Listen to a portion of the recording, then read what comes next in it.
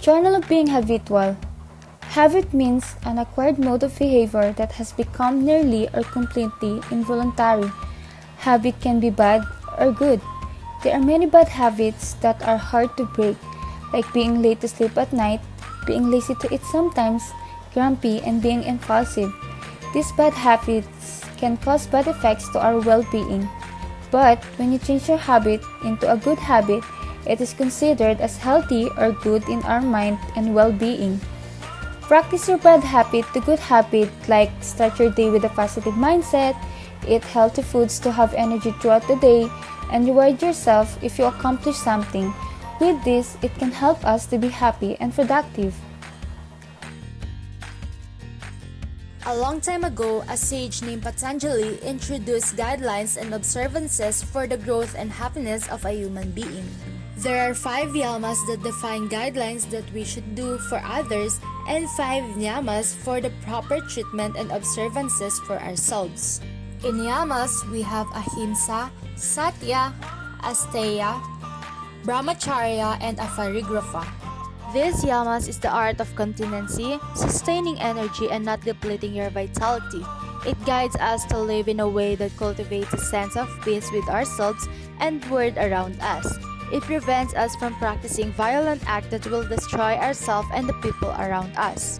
In yamas, we have sauka, santosha, tapas, svadhyaya, and ishvara pranidhana. In yamas, it is about mastering the art of feeling at ease and at peace within yourself. It helps us to remember who we are at our core when we burn away distractions and obstacles. This can be the source of life within and around you, or simply recognizing a higher consciousness. Through niyamas, we can burn away impurities and spark the divinity in each of us. This is how the Journal of Growth Focus reminds us to be a better individual that we can be. Love does not begin and end the way we seem to think it does.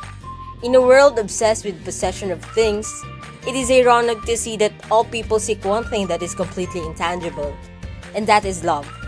Love cannot be held, bought, manipulated, traded, forgotten, or stolen.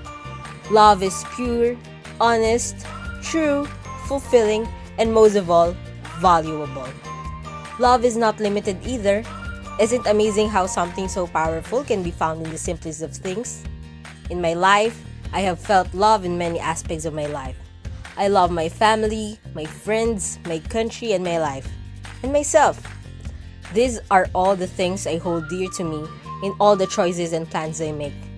To lose them is to lose everything. Love seems much bigger than words. To be physically healthy, we should be able to follow these tips. First is to move around for 30 minutes a day, since it helps our body and mind to function well. It also increases friendship, that increases the neurons in our brain. So, if you think that moving around for 30 minutes will be a hassle for you, try to think of any activity that you enjoy doing that can be recognized as a physical activity that will motivate you to go around. Second, have a favorite sport. If you play a sport that you enjoy doing, you won't realize the time passing by because you are not being conscious on the time since you are enjoying what you are doing. Third, educate themselves about the food they eat.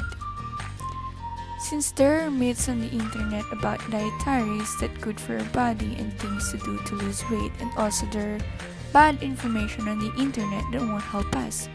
So what we need to do is to educate ourselves on what is true and what is myths. We should read and start comparing and not saying. Also, try to search on the internet and consult professionals. Fourth, have a meal plan. We should be able to make a schedule on the foods that we are intaking every time. Lack of sleep loses brain tissues that may cause us to be more emotional. So we should always have at least 8 hours of quality sleep so we're not sleepy when we wake up. Also, drink water after waking up helps us to be more productive. 7. Go outside a lot, 2 to 8 hours, so we can have a direct sunlight and gives us nutrients such as vitamin D. Meditate frequently.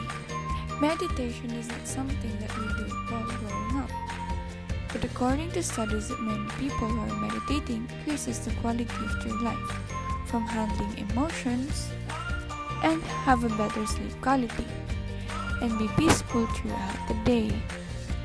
Doing meditation after waking up or right before we go to sleep increases the gray matter in our brain that can increase our IQ over time. Number 10. Smile. Smile a lot. Why we should smile a lot? Because smile is good? No. Because healthy people smiles a lot. Because it leads to positivity and productivity throughout the day. It can lessen our stress and be productive. We all knew that when the pandemic happened, some of us were locked down in our houses. For that, it caused mental health issues in some people, one of which is anxiety. The journal of being gritty helps me this trimester in a way that we will become aware of how we feel and our own selves. It also helps me to become socially connected and more grateful to other people, even if they treat us wrongly. Our professor also felt hardship because of this sudden technological change in our study. That's why we should be patient and more understanding to them. If we have time, we should be more open to each other or to our friends to cheer us so that we'll be more fully motivated. We should always be grateful to everyone and for everything that we have. This is a small thing. And once more, we have to be grateful because they are here for us. It really helps me a lot, especially in relieving stress and knowing my strength and capabilities that I can maximize to create some fantastic ideas and to make it possible to do. Of course, being a freshman in college is way different than high school, together with this kind of pandemic situation.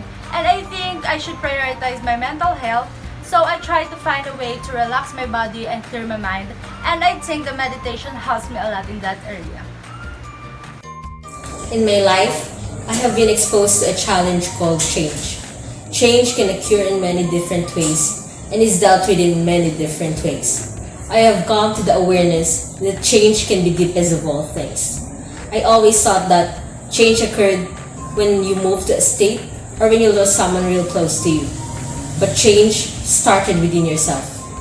Being skills made me realize such things that changed my perspective, especially in our lives.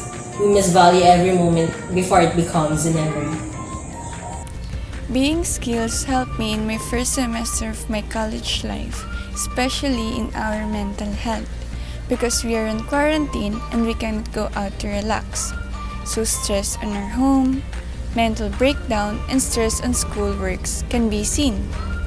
So being skills has become a big part for me to fix myself and for me to get to know and be aware of my personality and my character strengths. It also helped me to handle my schoolworks and stress properly. I can sleep well because of the meditation given by Miss Gisela. And I am not stressed because I can handle my schoolworks and I give time for myself. In that subject, I learned to give time for myself and take care of myself. I became more appreciative of myself and my accomplishments as well as other people. I value the people around me more by means of appreciating them and being grateful for them even in small things. Many journals presented on this subject that can help me even more, not only now but for the rest of my life. I have learned many lessons in this subject that I can apply in real life.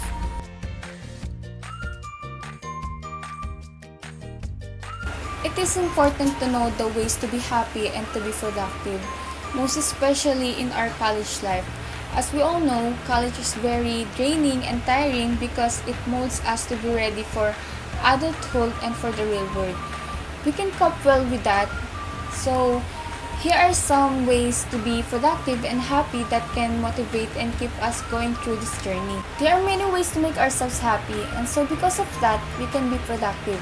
Sometimes we cannot avoid thinking negative things that are happening even if we are focused on staying and being positive. Hence, what we need is acceptance. Because when we accept things that have already happened and will happen, whether they are positive or negative, it does not affect and result for you to have a heavy heart. For me, happiness is a choice. When we are feeling happy, there are many things that we can do because we are in a good mood. Maybe we should take a short break at times and not letting ourselves be occupied by loneliness in order to prevent procrastination. Also, practice doing your good habits so that it brightens your whole day ahead of you. You can make a list of what to do for the day. Focus on your goals and know your priorities. And most importantly, do not forget to motivate yourself. If we all do that, we will be happy and productive in not only in our college journey, but also in our life. I think giving time for yourself to relax, sleep, and enjoy what you really want to do will motivate you to be productive and not get tired of your everyday tasks and activities that you are doing in school. And of course, appreciating and accepting yourself will be the best way to be happy and contented to the result of all your effort. And I think it also minimizes the jealousy and competitiveness over others. Life in college is quite interesting.